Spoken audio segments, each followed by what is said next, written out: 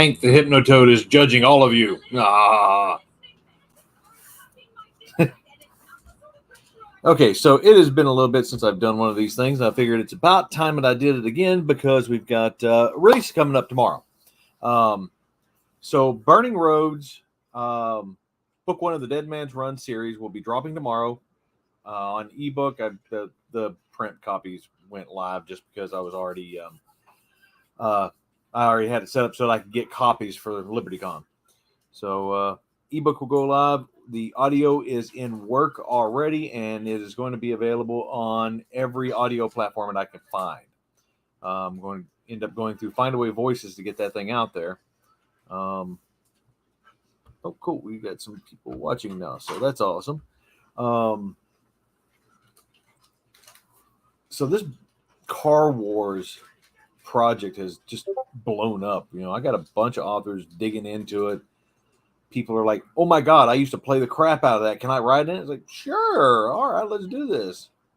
And, you know, if you gamed it, then you've already got good scenarios that could potentially turn into a good read. So it's going to be interesting to see what we got. Working on Dave Hensley's right now, edits through 72 Hours to Graceland. So far, it's a good read.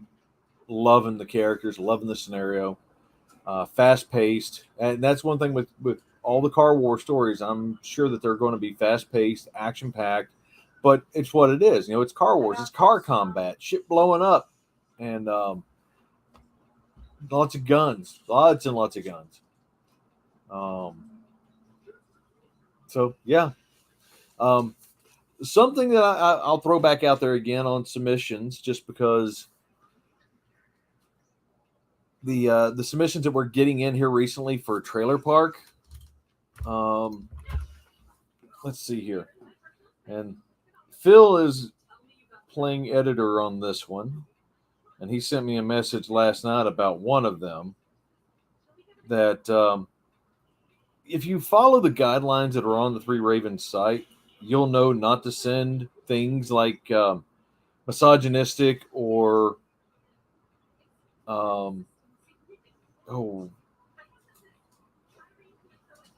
the word fuck was used 74 times.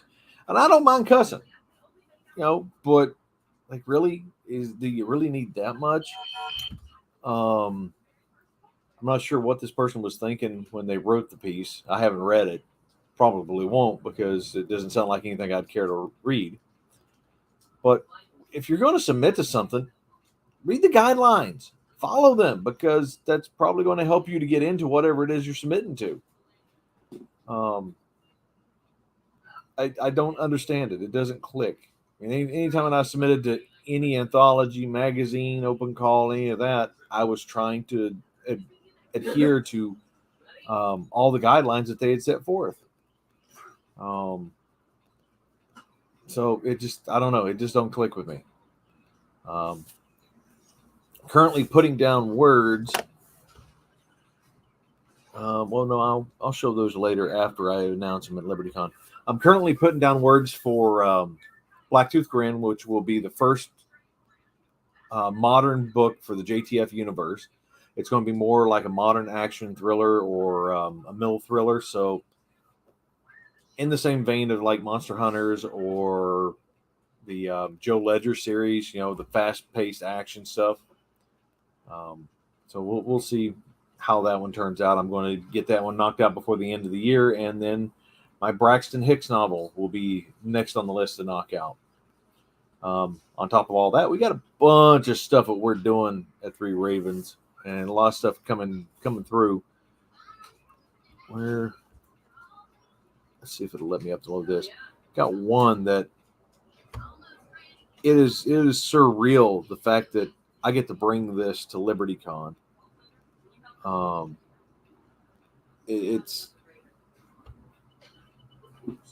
would have never in my wildest dreams thought that I would have gotten the chance to publish one of the grandfathers of modern science fiction. But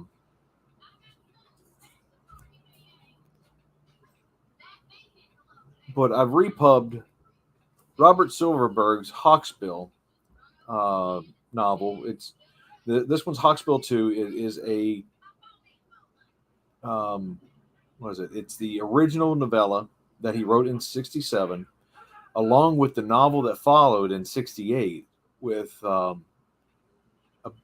9 pages of him going on about how it came about, how he ended up going from a novella to a full blown novel, all that kind of stuff.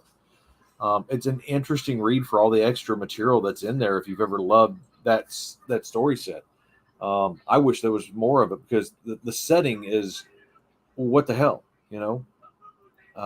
Even if you get into the main part of the world where you get the social political stuff going on, it's still an interesting read.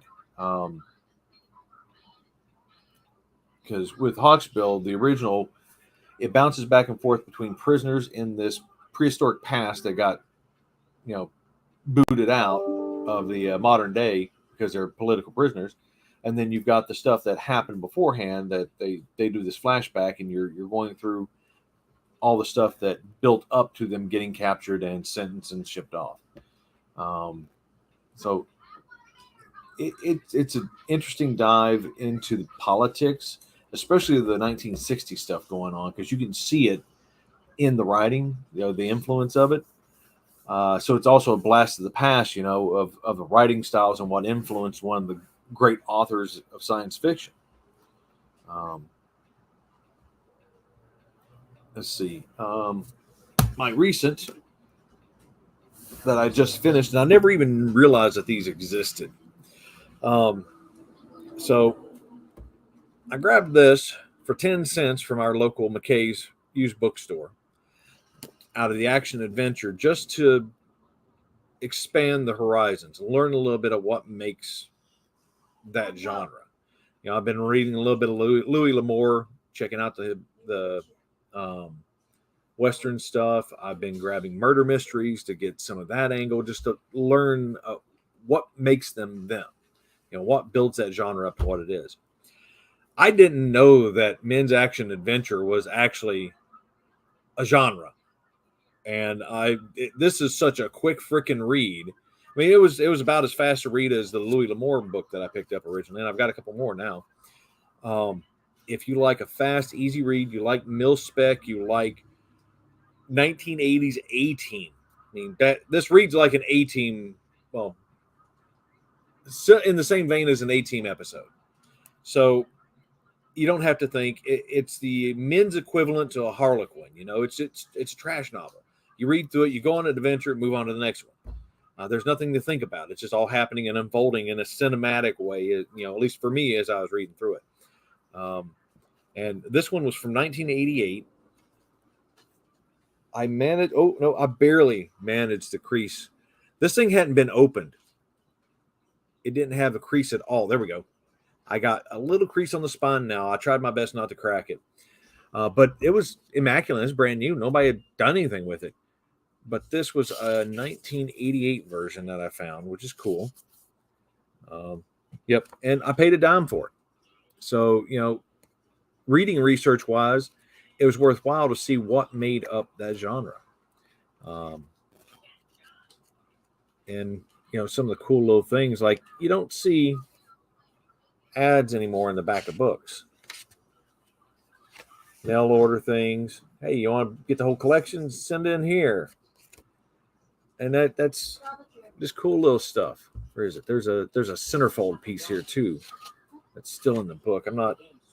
Yeah, centerfold ad.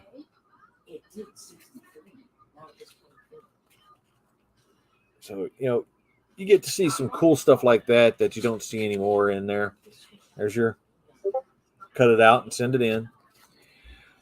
But yeah, this, if you can find them, easy to go to. Don Pendleton is the author. Apparently, there's a couple of hundred of these little novels, and it's like I said, it's an easy read. My first Michael Moorcock that I started reading. Hadn't read any of his stuff before. I'm digging it. It's not quite Tolkien. It's not, you know, in depth or anything like that, but at the same time, it's got specific details in the world that you just got to work your way into and learn.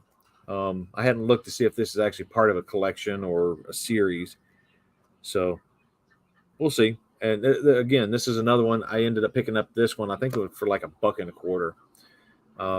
But it's Moorcock, and every time I find a Moorcock or a Fritz Lieber, I grab those up just because I can't find them anymore. And ooh, wait, hold on, I got one more.